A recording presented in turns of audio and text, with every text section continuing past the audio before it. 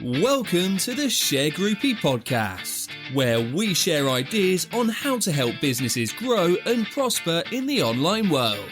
Join host, Chief Shergroupie Claire Sambrook as she discusses her digital journey and how Shergroup is helping thousands to keep their business flowing and growing. Here on the Shergroupie podcast.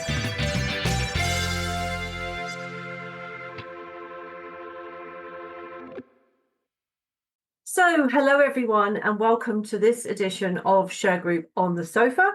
I hope wherever you are in the world today, you've got a little bit of sunshine and you're having a great week.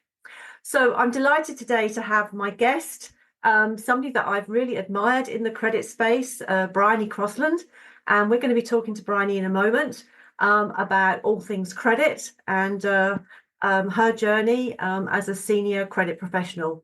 But before we get into that, as we always do on this show, I'm just going to say a shout out to my biggest fan, Shergroup's biggest fan, Mr. Ross Saunders. Hey, Rossi, wherever you are. I think you're in Norwich, England today. I don't think you're out and about today. So hey to you. I think Bryony just wants to give you a shout out as well. Absolutely. Hello, Ross. Lovely to meet you or meet you. And I hope that I connect with you somewhere on social media. Thank you for joining us today. Brilliant. Thank you so much. And for anybody that wants to join with us on social media, you're very welcome. We've got a lot of people in our community and we love to hear from all of you. So please don't be shy. So, Bryony, I'm so looking forward to this interview. I remember working with you in the CICM days when I was on the board and you were coming up, into the senior positions in CICM. And what a great organisation that's turned out to be for credit professionals. I'm sure, like me, you're very proud of how it's got to where it is with its charter, etc. Absolutely, yeah. I'm very flattered by your comments, Claire, and same back at you. So I know we worked really well together when we were on the board together. So great to reconnect. Thank you so much. So, like everybody I ask who's in credit, what kind of path did you follow to get to where you are now? Tell me about that. Okay, so my all of my background has been around languages. So my natural thing in school, if I say natural, the thing I enjoyed most, the thing I found easiest, I guess anything's easy compared to sciences, but I loved languages. So I did a degree in international business, after which you kind of go, now what? So I can speak 4 languages fluently, but what do I do with that?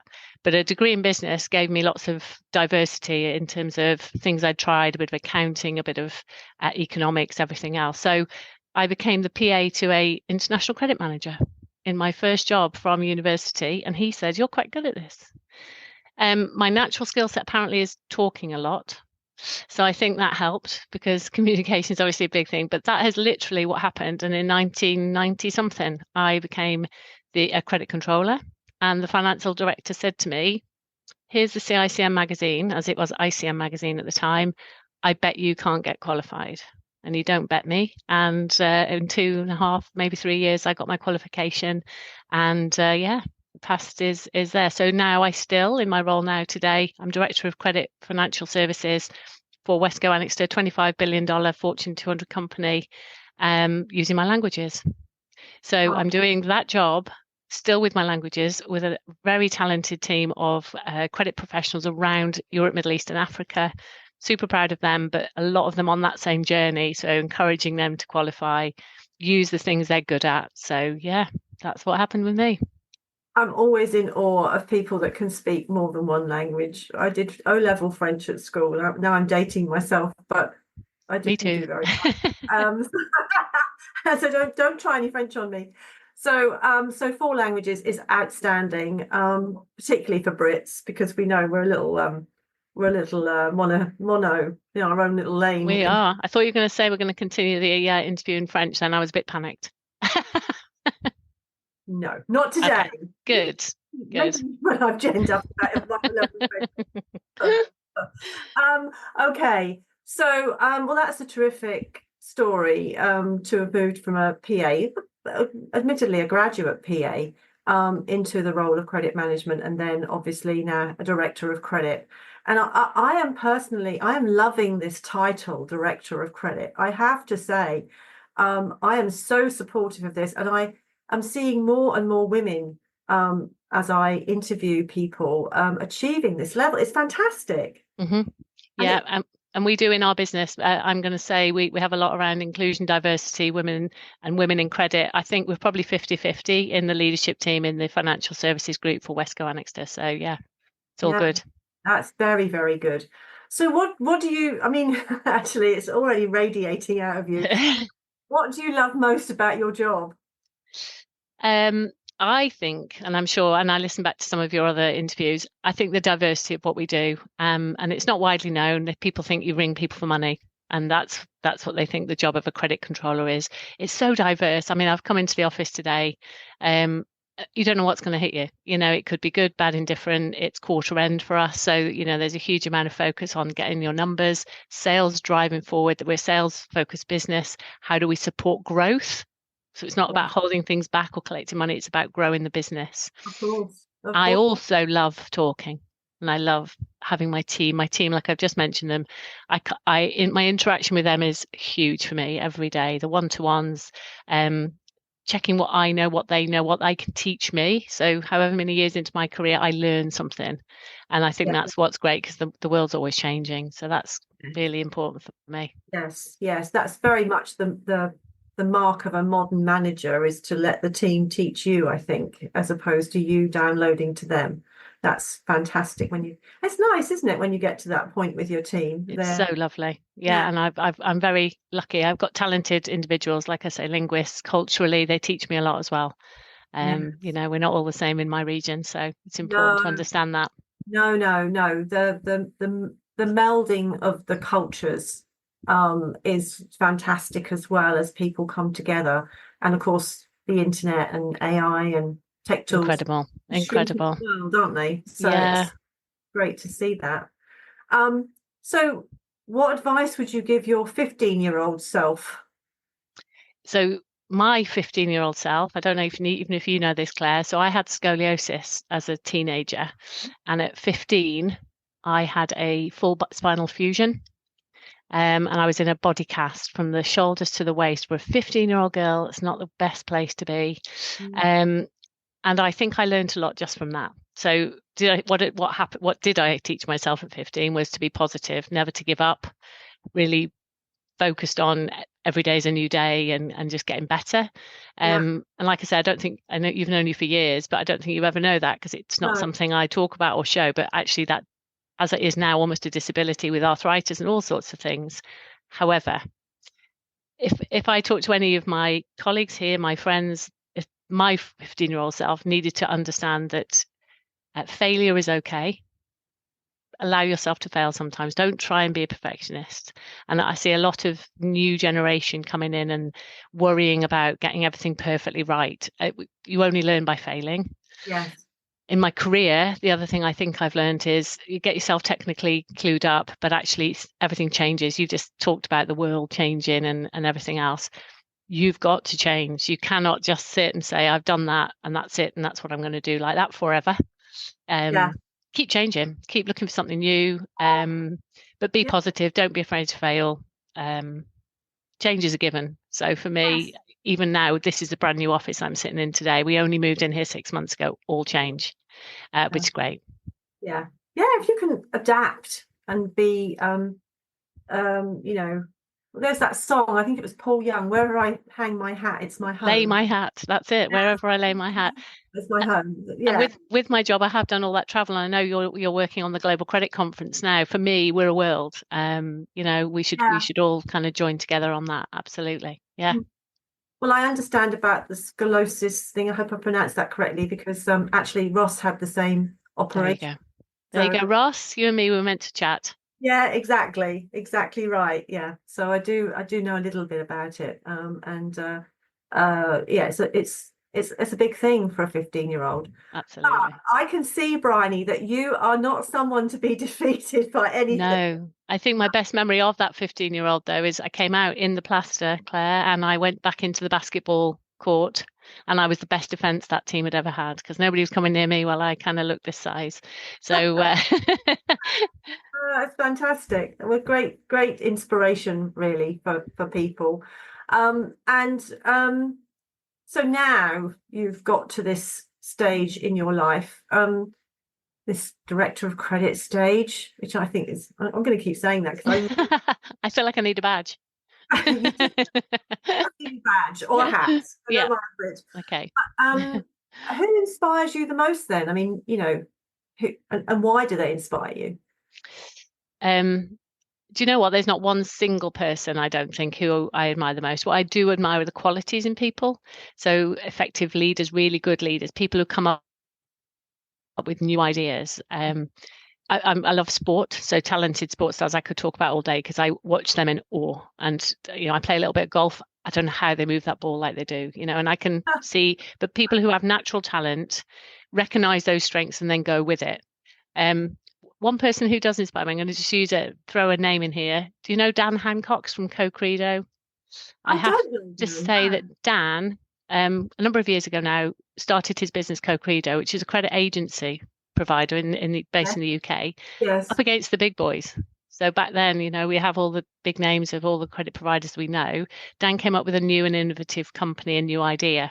So he doesn't know I'm calling him out on here, but we work with him now. We partner with him. They are somebody that I really respect because he listens, he adapts, their business has grown, and we work with others as well. So that's the other names apply, but that kind of person who tries to, I'm going to say disrupt, that sounds negative, but who tries to create new things, new energy, new passion. Yes, I love that. And I'm going to speak to Dan because I actually know somebody at Co-Credo. So we'll have to swap. Put you in touch. Absolutely. Put in touch with them. Yes, I mean, people that are a force for change for the good are great people to be around, and you can kind of get on board with their energy. So I'm sure that the sort of people you like to have on your team as well. And what about your mentors? I mean, who have you had as mentors in your credit journey? Interestingly, it was a non-credit person that I selected as my mentor. And it was a colleague who, I'm going to say straight talking. And again, I don't mean that negatively, just someone who I trusted at the time. And she's still my mentor. I'm not past tense, but who can be really honest with me. Right. So it was kind of, I'm in this situation. You don't want someone just putting their arm around you saying it's going to be all right. She actually went, well, that's useless. You're rubbish at that. And you shouldn't concentrate on that. You either can get better at it or you let that go to somebody else who is good at that and you crack on with this. Yeah. So it's thanks to her that I'm here at Wesco Anixter, because where I was kind of hitting my head on a ceiling and not enjoying it. I got to that place and she said, well, you either do this or you leave. Yeah. And I remember very clearly going back into the next one-to-one with her and just saying, can we have a catch-up? I said, I've handed my notice in. And she was mortified because we worked together. But she went, it's the right thing. And like I say, I've kept her in my life, but it's that honesty, trust, and don't expect them always to give you nice news or hand around the shoulder. It is around directing you, advising you.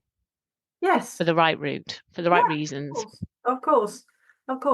And that's a great story, and I'm glad that person is still in your life and still supporting you in your decisions. We all need that, I think.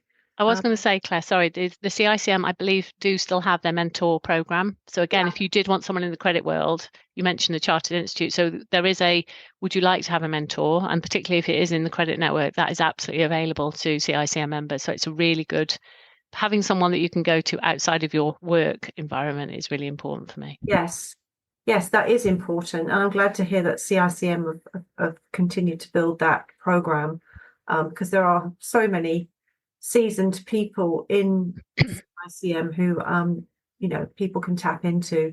In fact, here's a name that you will know, Brenda Linger. Absolutely. Yes, know Brenda very well.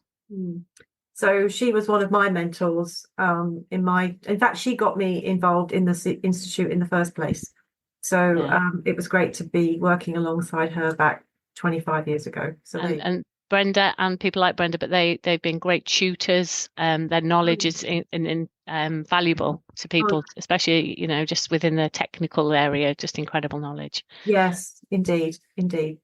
Okay, well, that's nice to know. And so you've had this journey, you've got to where you are now. I mean, obviously you're at a point in your career where you can kind of look across the industry, the credit industry, and you can kind of take a view on what's, the good, the bad, and the things that need improving, right? Yeah. Yeah. So what do you think is missing in the world of credit? You and I go back quite some years, and I think the same things are still missing a little bit. And it's lovely to speak to you in line with what you're planning, this Global Credit Conference, and being the host this year. I think we need more we've got a great network. We've talked about it a little bit on this call. So we all know each other and we all can tap into each other. But I think on a global basis, we've got something missing. So we've got pockets of different institutes, and we've got CICM here, we've got FECMA across Europe, we've got various ones in the US and globally. But I think bringing them together and having that network, particularly a professional qualification for me, is you can get a CV across your desk and this person wants to do credit. Well, what qualification have they got? And we haven't got a recognised standard. We have in the UK, and I always push for a CICM qualification. That means they've studied, they've committed, have a good overview. But what is it that they need to be aware of? I think the what you're doing right now, bringing these networks together, I think is going to massively help. And I know Sue Chappell and various other people are coming to the conference. So I think that's a massive step forward in internationalizing credit. I guess I've got my language hat back on, but I think that's what's missing. Yeah, in looking at what I've learned so far in terms of working in the Congress environment, I totally support that, and I can understand where you're coming from. And when I look at all of you, you're all doing very much, you've all got the same sort of journey, and you're all aspiring to be the director of credit, and the impact that you have on your organizations when you do, and your job works well and you've got a great team, then the impact on the organization is enormous. Absolutely, yeah.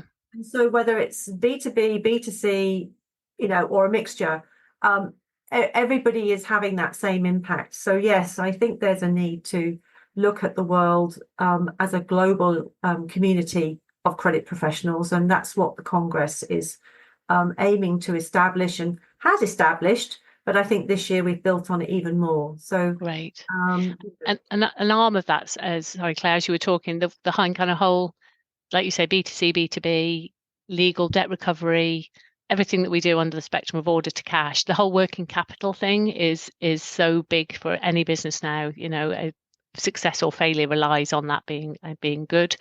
And I hear, we've got working capital forums and various other things again around the world you can join, but actually the credit piece of that for me is so fundamental. Yeah, brilliant. I can understand that. Well, thank you for understanding the place of Congress in the makeup of the world's credit community. And what we want to do is see more and more of you join the movement, really, for a global credit community. It's not an organization, it's entirely voluntary, but getting involved with Congress and going to future Congresses, wherever they may be, would be great to see more of you getting involved. And I will say, for the purpose of this interview, Claire didn't ask me to say that answer. Just want to be very clear. That is my opinion. You did, because it means that the reason for the Congress, which of course was established by Lewis, Declan, Joseph, and Eugene, is as true today as it was back in the time when it was established in 2008. Yeah. So so it's great to see that it's getting more exposure and more understanding. And of course, somebody like you and other people that I meet are doing a truly international role with your credit function. Yeah. So you have to work outside of your home state, if you like, because you're globalizing, right? Exactly that. Yeah. So I think that's great. That's great. So in your kind of experience and your professional opinion, I mean, how do we get younger people, if that's the right term, involved in credit? Why do you think, why don't people take up credit as a chosen career? I always find that people just choose it. They didn't choose it. Exactly. And I did some work with the CICM going into universities, and I know there's some of that work still goes on into schools. Interestingly, Claire, I saw an article last week and they were asking school leavers what they wanted to do, what was their chosen career. Yeah. I'm going to ask you a question now. Then. What do you think the top one or two answers were? What do people want to do as a career? Oh God, I'm looking at my kids and I'm thinking, what did they want to do as a career? It wasn't credit, was it? No, it wasn't. It wasn't credit. I mean, I would imagine some kind of professional qualification, the professions, or they want to be a TV, they want to have their own YouTube channel. Or... You're there. I want to be the two that came out. A social media influencer was number one, and a footballer was number two. And for me, I mean, that's attached to the presence of what those appear, those are not even careers really, are they? They're a talent or they're a nothing for me, but that's my age showing probably. But they are things that people see. Now you're on the show. You're a social media influencer. You didn't know. Well, but this is the thing, isn't it? They see these and they see that they can earn money by doing that. And it's all about the money. It's all about the dollars. So being a credit manager, they're going, well, you're not going to earn, millions and millions of dollars and drive a Ferrari and live in, LA. Yeah. So I think there's that perception of what is our job. And I hope, and I know from what you're doing, by doing these kind of things, we're not boring people. We've got really exciting jobs. What we do is actually quite fun. It isn't boring. We don't sit here counting beans all day. It is interesting, diverse, can career put you into a global role. You don't just have to sit in one location. So there's all the kind of travel things that it does sound glamorous, I know. And I know you've done it. So you get in a car and you get to a taxi and then you get to an airport and then you go to the office and come back. But as part of that, you are traveling and you are seeing the world. And there's lots of things in a credit role that you can do that are fun. But that I think we need to do more social media presence. I think we need to elevate what the job is. And I know, like I say, each of the organisations have already done quite a lot on that. But I'm not sure it's getting into the right ears. There's the apprenticeship schemes here in the UK. Again, that's great because people are coming in early and then going, actually, I don't want to do credit risk anymore. I want to do credit control or, go into a different part of the role. But there's things happening. But for me, it's how do we just advance that better? And I think it is we've got to get on with the kids, down with the kids, and see what they getting into them to understand what they see as the role, because it's not what they think it is.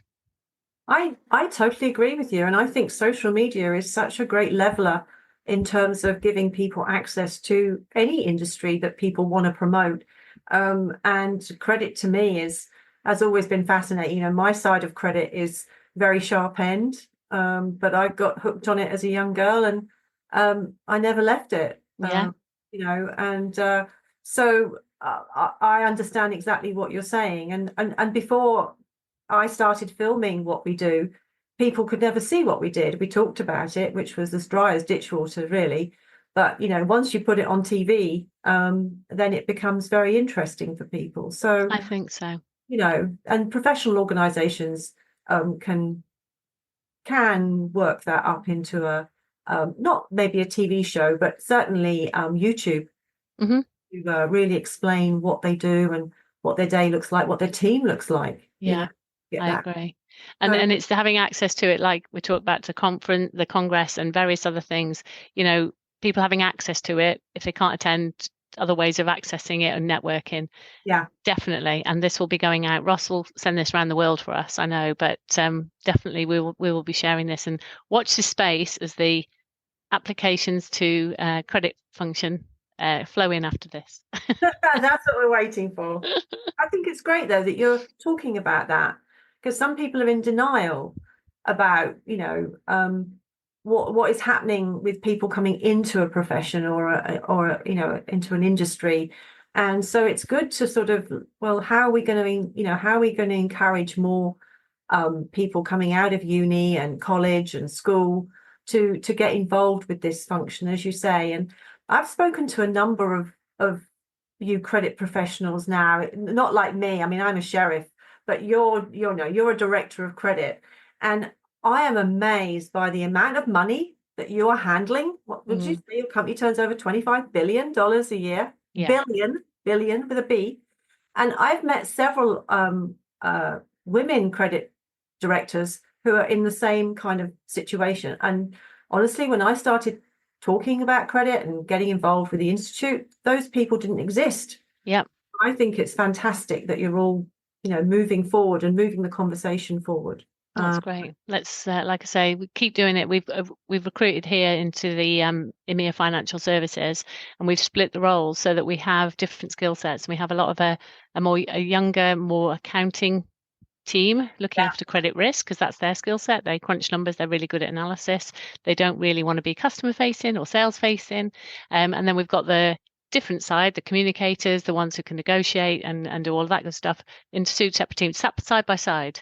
But rather than have a blended role where we used to collect the money, batch the money, go to the bank, pick up the bacon sandwiches, and then do a risk assessment, all of that used to be one role. Now we have it very clearly separated into the strengths. So again, not wanting anybody to have a bit that they can't do and fail, but actually play to their strengths, and it's working really well. Fantastic.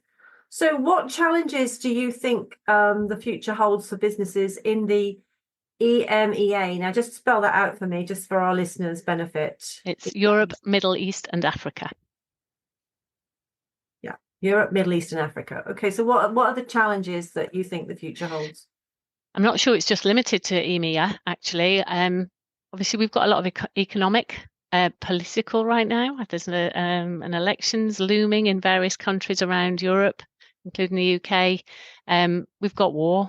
We've got a lot of difficulties. I'm not saying that's isolated to here, but all of those things impact on the fact they're trying to run economies, and businesses are still trading and still wanting credit and wanting to pay and terms, etc. Yeah. Alongside that, so that's kind of the world. I then see AI, fraud attempts on both consumer and trade credit.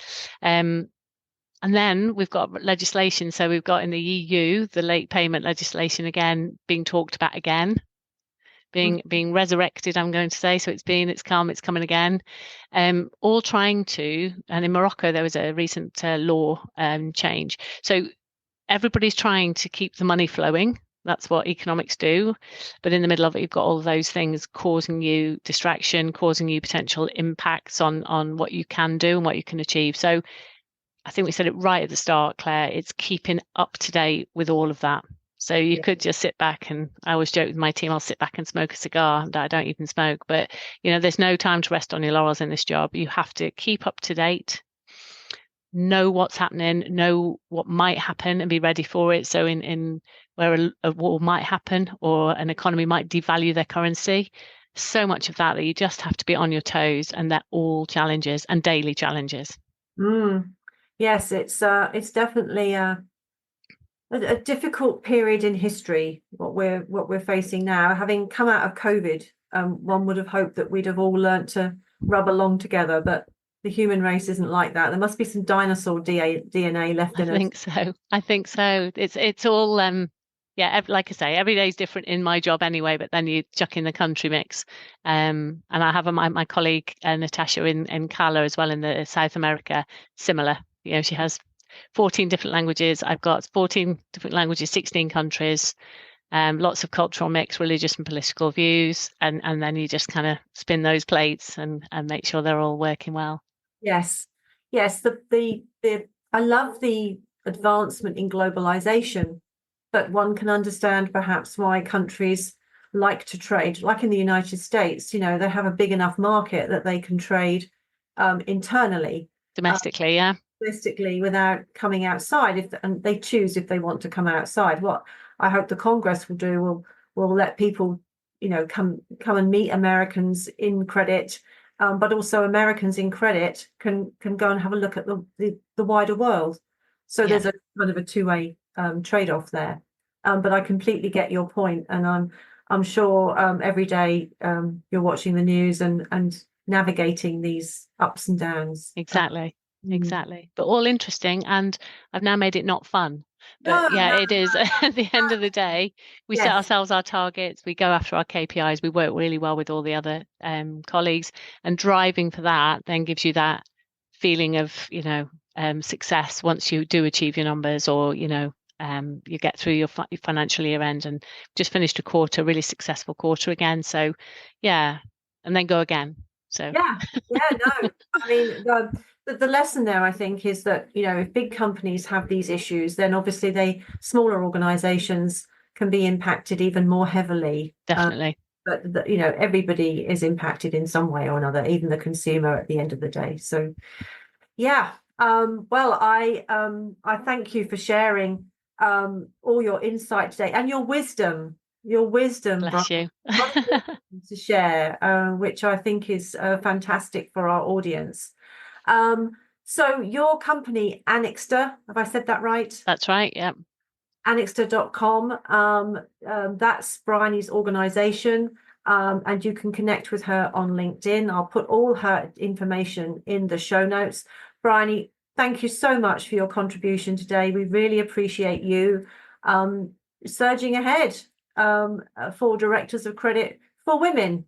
Thank you, Claire. I really appreciate you allowing me the time today, and good luck with the Congress. I hope it all goes well. Just going to correct on that. So our new website is Wesco.com. So we're Wesco Anixter, so it'll be under Wesco.com. My apologies. That's okay. You had a balloon. I did have a balloon. Do you need to see my balloon? Yeah, come on. I'm going to do final balloon. This is for Ross. I have a Wesco Anixter balloon.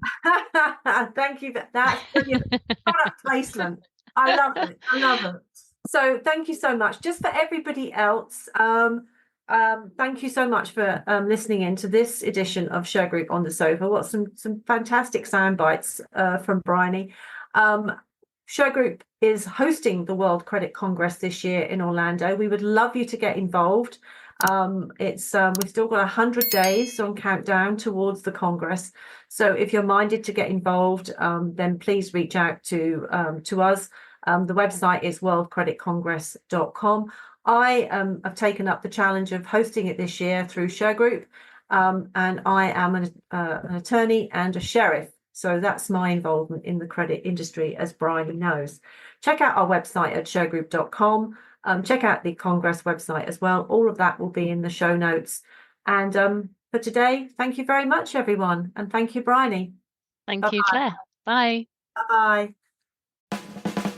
Thanks for listening to the Sharegroupie podcast. To join our Sharegroupie community, subscribe by going to our website at www.sharegroup.com. Keep up with the latest Sharegroup news across all our main channels, including YouTube, LinkedIn, and across all social media. Stay connected and begin building more business relationships.